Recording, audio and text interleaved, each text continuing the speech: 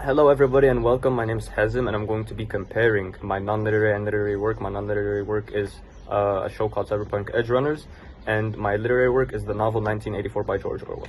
Now let's start off with Cyberpunk Edgerunners, and to give like a quick summary of the show, it's a 10 episode show set in Night City, which is just a dystopian world, and it's ruled by mega corporations instead of governments through advanced technology and cyber technology. The story follows our main character, David Martinez. He's just our main character.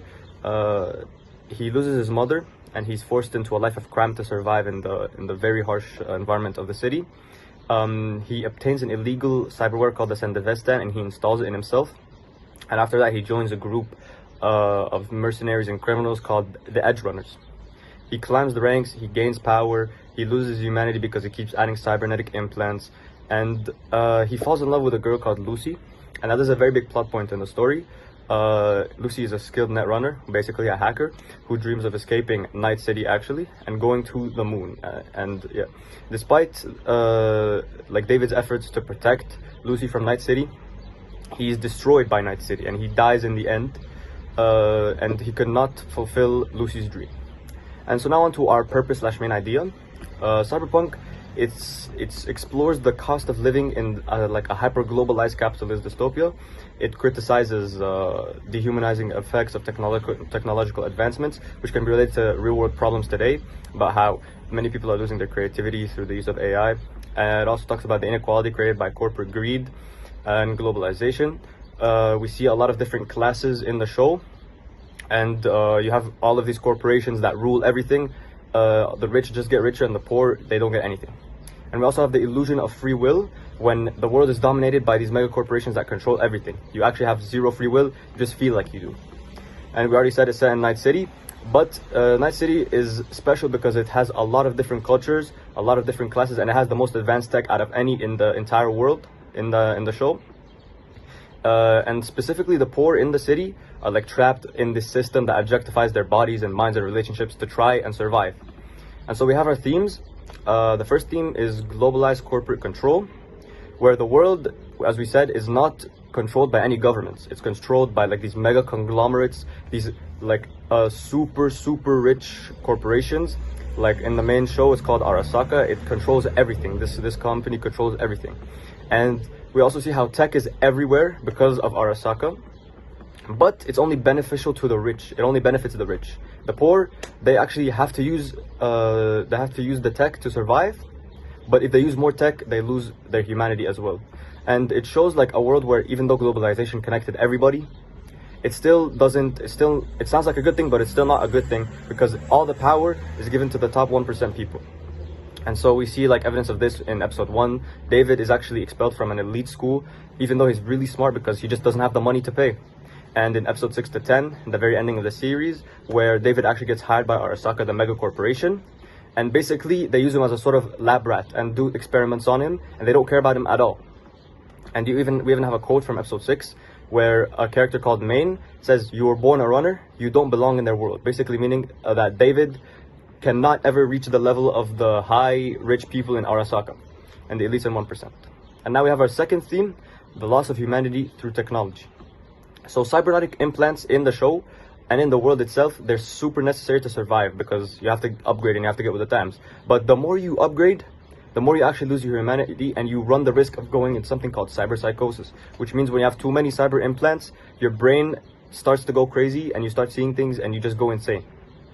And David's character throughout the show shows his pursuit of strength. He keeps adding these cybernetic implants, and in the end, he actually goes through cyber psychosis and has the mental breakdown that comes from having too much cyberware inside of you. And it just shows how even you need the technology, but with the technology, you lose your humanity. It's a lose-lose situation either way. And we even have evidence from episode 4 when Maine actually warns David, again Maine the father figure, about cyberpsychosis, and Maine actually goes through cyberpsychosis. And in episode 10, when David actually dies and loses all sanity, he says, "I'm not special. I just want it to be enough," showing how like you can't even be special with the cyberpunk. You only can be enough with the implants. Okay, now we have our tone and mood. So it's actually really interesting because you can't really show tone and mood in a show with words, because there's visual elements as well. So I found a very good way to like sort of describe it. For example, the tone, it's critical and sympathetic. The creators of the show criticize all of the systems of power, and we see this. And we have techniques to show this as well, where the show is very fast paced. It has emotional moments and has a lot of gory visuals to show like the criticism of Night City. They also use music and violence to show chaos and how the world is super chaotic. We also have quiet scenes to contrast the harsh, chaotic world, so it shows like emotion kind of like peeking through this harsh world. And we have our mood, which starts off as tense and exciting. We're excited, and in the end it becomes tragic and reflective because David dies. The viewers like feel hope and desperation for David. They want him to succeed, they want to reach his goals and live up to his mom's expectations, which died, but they feel grief after his death. And the rest of the Netrunnels also die, with only Lucy, the only person he ever loved, surviving. And now we have our point of view. It's told from a third-person perspective. It allows David Martinez allows us to follow David Martinez's story, and it gives small insight into his thoughts and emotions, but it's still told through a third-person perspective. And the purpose of this is so we can actually feel David's pain. We feel his ambition, and we feel his downfall. It keeps us connected emotionally to the character as he's consumed by Night City, and in the end he dies. And that's my analysis for Cyberpunk. Alright, so now on to the analysis of 1984, my literary work. So just to summarize the story up quickly, 1984 is a dystopian novel. It's set in Oceania, which is a totalitarian state ruled by the party, with Big Brother as the sort of like face of it. The story follows Winston Smith, which can be compared very well to David Martinez, but we'll do that later, who is a low-level worker at the Ministry of Truth. His job is to sort of edit history and change history, and he despises the party's control over truth and history and thought. He has a love affair with Julia. It's very rebellious because he hoped to find freedom and truth. Julia's the love interest and another character. However, the rebellion is crushed and Winston is arrested. He's tortured, he's brainwashed by the party, and he ultimately betrays Julia because he was just controlled, and he loses all his sense of self. And the novel ends with Winston loving Big Brother, which shows what kind of control that the party has over people and their thoughts. And so the main purpose of this was that George Orwell wrote 1984. He was warning against totalitarian regimes and mass surveillance and the loss of individuality through like a lot of through a highly controlled and globally divided world. He criticizes the government withholding truth and manipulating it, and how they control language, fear, and media, and also the erasure of personal identity and free will. And his key themes, surveillance and control, for example. The party has a constant surveillance to ensure obedience of all their rules.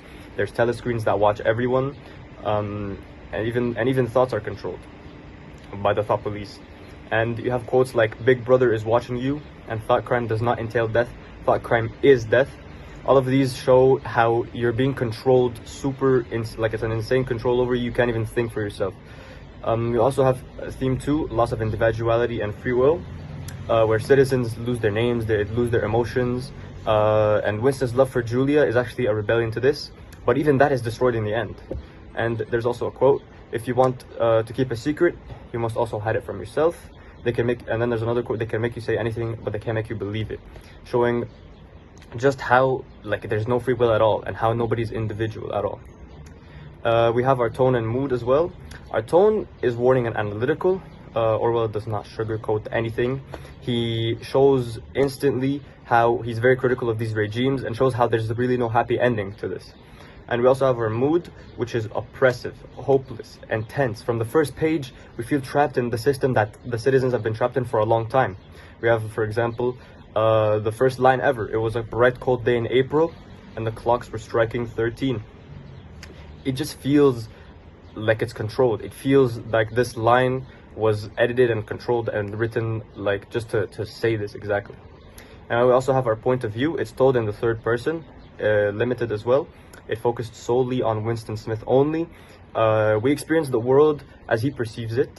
It's actually just like Edgerunners, because seeing the world as he perceives it, even though it's still told in third person, helps us experience stuff from the inside, makes his eventual betrayal and defeat like more tragic to us, and we feel worse. And now to compare between both of them, so we have they have very similar main ideas of control, where in 1984 there's a totalitarian government, and in Cyberpunk Edgerunners there's the mega corporate capitalism Arasaka. They control everything, control people. We have similar themes like the loss of identity, with thought control, and the party erasing history in 1984. And we have tech enhancement and exploitation of the poor in Cyberpunk Edgerunners as well, showing how both of these things make people lose their identity and humanity. We also have surveillance, which is a very big similarity between both of them, where telescreens and thought police are constantly surveilling everybody in 1984. And you also have the neural chips and cyberware, which Arasaka is constantly spying on people with.